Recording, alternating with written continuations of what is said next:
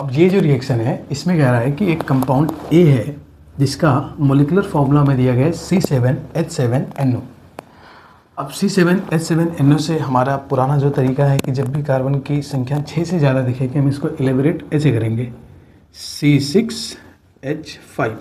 अब बचा क्या, एक कार्बन बच गया है और क्या बचा है, 2 हाइड्रोजन बच गए हैं और क्या बचा है, NO बच गया है, NO।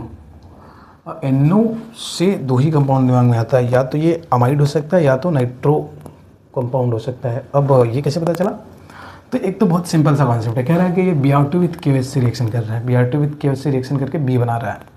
जब भी आपको N और O एक साथ दिखाई दे और Br2 विथ KOH दिखाई देते तो आप आंख बंद करके कह दीजिएगा कि ये जो है हाफमैन ब्रोमाइड डिग्रेडेशन रिएक्शन है। ठीक है, अब ध्यान से समझिएगा, NO अगर NO2 है तो वो NO2 हो सकता है, नाइट्रो हो सकता है। N और O सिर्फ अकेले आए हैं तो श्योर हो जाइए कि ये अमाइड ही होगा। अमाइड ही होगा मतलब ये इस टाइप का होगा, C6H5 CO होगा, CO। फिर NO मत लिखिए, इसको इसके साथ लगाइए CONH2।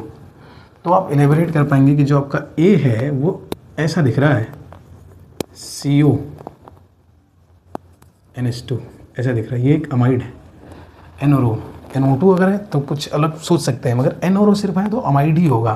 तो 2 चीज़ से हम श्योर हुए कि ये अमाइड है। कैसे, पहले N और O आए थे, बस इससे श्योर हो गए। दूसरा Br2 विथ KOH वाली रिएक्शन अमाइड ही देता है अपने सिलेबस में। ठीक है, अब इसकी रिएक्शन करा रहे हैं Br2 विथ KOH से, करा दीजिए। Hopman bromide degradation reaction, CO गायब हो जाएगा, एनिलीन बनेगा। अच्छा, एक और तरीका था इसको पहचानने का, यह एनिलीन होगा तभी तो ये रिएक्शन होगी जिसको डाइएसिटाइजेशन करेंगे। इसका मतलब अगर ये एनिलीन है तो इसको अमाइड होना ही पड़ेगा, ऐसे भी आप समझ सकते हैं। इसकी वही सेम ऊपर वाला कंटेंट एच लिख सकते हैं इसको। ये करेगा तो डाई एजोनियम सॉल्ट बनेगा यहाँ पे, N2Cl।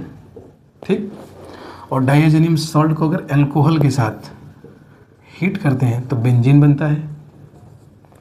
और इसी अनिलीन की रिएक्शन Br2 विथ वाटर यानी ब्रोमीन वाटर से कराई जाती है, तो तीनों जगह क्या लग जाता है, Br लग जाता है।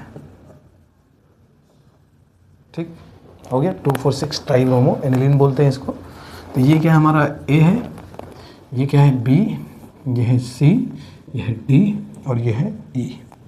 ठीक है, थैंक यू।